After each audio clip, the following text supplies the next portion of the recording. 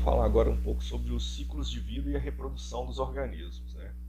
Bem, só lembrando a vocês, os organismos unitários, ou seja, aqueles que nós conseguimos distinguir as organizações corpóreas e determinar o que é um organismo em questão, eles têm o que nós chamamos de fases de desenvolvimento, né?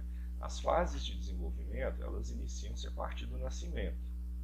Então, a partir do momento em que o indivíduo eclode do ovo ou em que ele é parido, ele é caracterizado a ele algumas fases do seu desenvolvimento.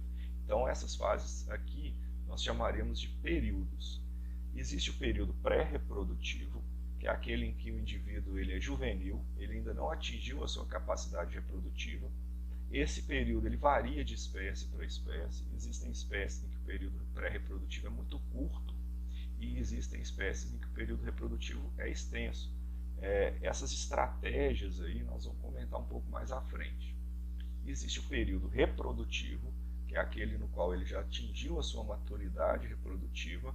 Normalmente é um período um pouco mais longo. Isso não acontece com todas as espécies, mas em uma grande maioria de espécies mais complexas, né, de vertebrados, por exemplo, isso vai acontecer durante um período muito mais extenso, muito maior, é a maior fase da vida.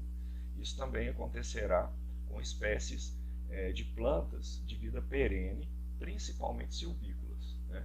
E existe o período pós-reprodutivo, que nós observamos anteriormente, que é chamado de período senil, onde o indivíduo ele perde a sua capacidade reprodutiva e com isso então ele já não mais soma, né, no contexto de dinâmica populacional no nascimento de outros indivíduos.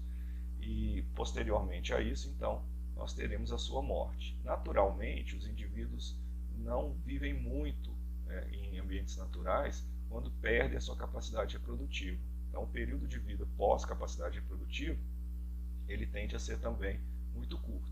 Em alguns casos, alguns vegetais, essa perda da capacidade reprodutiva, ela acontece simultaneamente com a sua morte, né? Algumas plantas vão tendo partes do seu corpo deixando de ter vida, né? Alguns galhos, por exemplo, e isso vai acontecendo gradualmente até que a planta toda não esteja mais viva.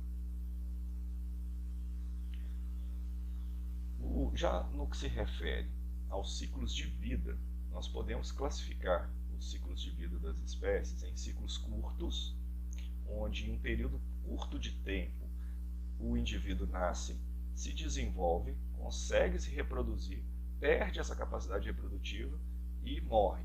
Então nós temos um ciclo que pode ocorrer em meses, um ciclo que pode ocorrer em um ano, e até 2 anos. Então, até 2 anos nós consideramos como um ciclo de vida curto. Tá? A partir disso, quando você tem situações de uma espécie que vive mais que 2 anos, aí nós já consideramos o ciclo de vida longo.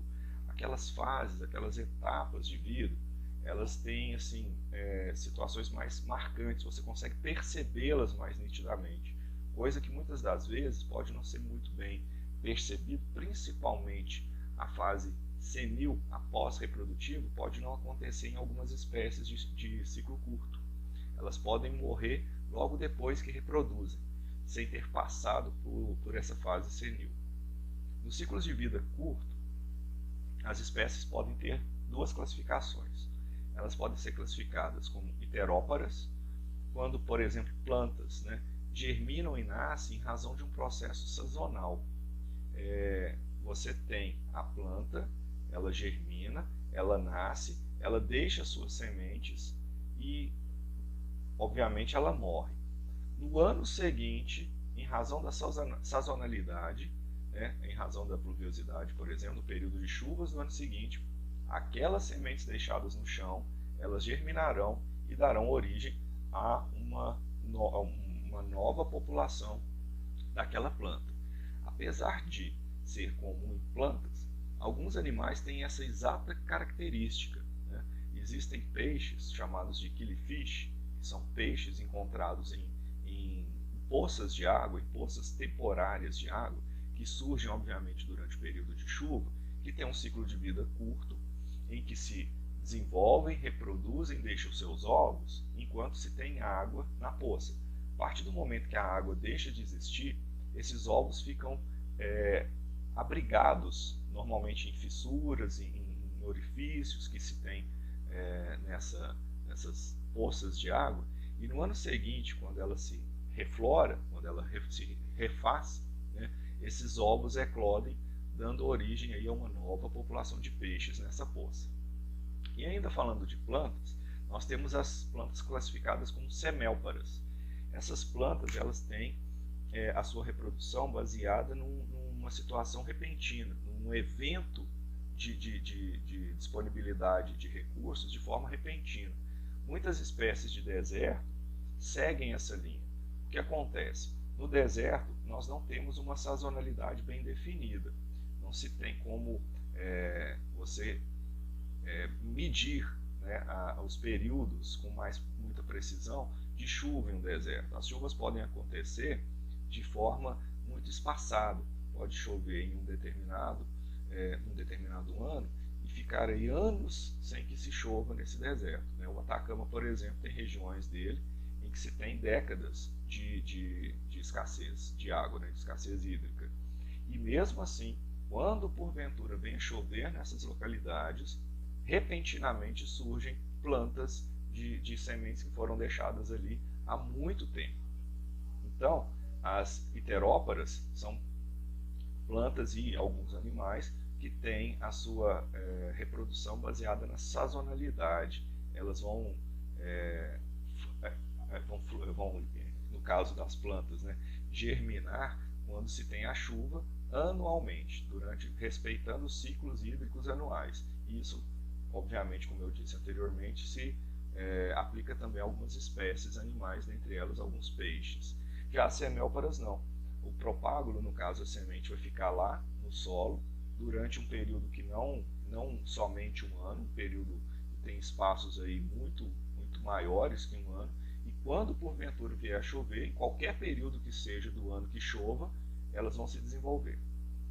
Já em espécies de vida de ciclo longo, né, são aquelas que normalmente têm um ciclo de vida que extrapola aí um período de um ano, tem um ciclo de vida mais longínquo, né, que tem bem nítidas nele as etapas da reprodução, nós temos uma influência maior da questão do fotoperíodo.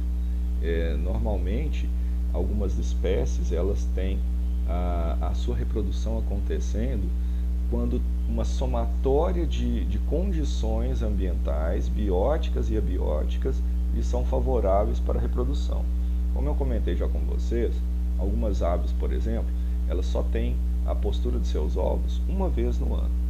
E aí, elas normalmente respeitam o princípio de Yale, elas se agrupam, elas encontram seu parceiro, em alguns casos, algumas espécies já se agrupam com os parceiros, elas se reproduzem e formam um ninhal.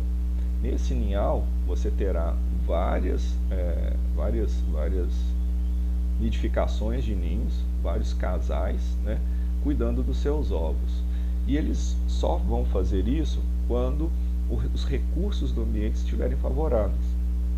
Quando o ambiente lhe oferecer alimento, lhe oferecer uma temperatura agradável, né, para se poder ter os filhotes, né, quando as condições forem favoráveis. E aí então o processo reprodutivo ele é cíclico. Ele acontece uma vez só a cada ano em função das influências do fotoperíodo e demais recursos que estão no ambiente.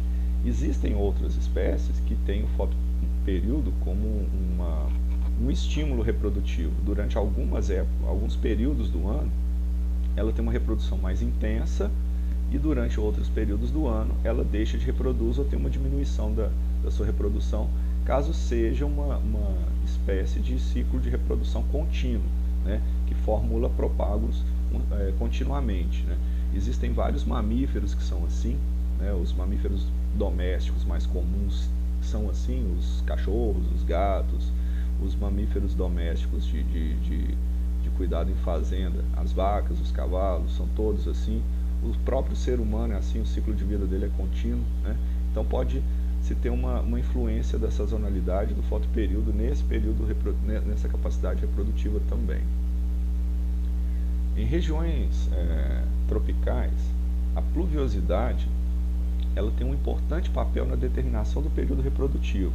Como eu disse agora há pouco, a disponibilidade dos recursos ela influencia diretamente na capacidade reprodutiva. Quando você tem mais disponibilidade de alimento, você tem maior chance de reproduzir. É observado que em períodos em que o ano foi mais favorável em questão de chuvas, onde as plantas tiveram maior reprodução e com isso mais frutos, os animais também tendem a ter maior reprodução, né? A taxa de indivíduos por fêmea, ela costuma aumentar caso não se trate de espécies em que se tenha somente um indivíduo por fêmea, né? Normalmente em mamíferos. Mas mesmo mamíferos que tenham mais de um filhote por fêmea, a tendência é que se aumente a taxa reprodutiva, né? A taxa de nascimento em anos que a pluviosidade ela se torna maior.